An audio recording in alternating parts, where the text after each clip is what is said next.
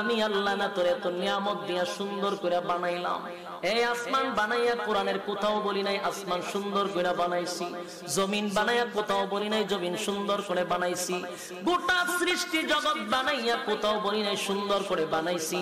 কিন্তু মানুষ রে, তুই 3.5 হাত তোরে বানাইয়া কোরআনে একটা নয় দুইটা নয় 4টা কসম করে বলছি তোরে সুন্দর করে বানাইছি।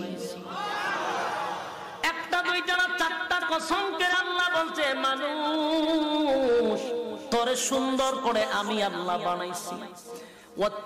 তিন ফলের কসম, জাইতুন ফলের কসম, সিনাই পর্বতের কসম, ওয়াহাযাল বালাদিল আমিন পবিত্র মক্কা নগরীর কসম।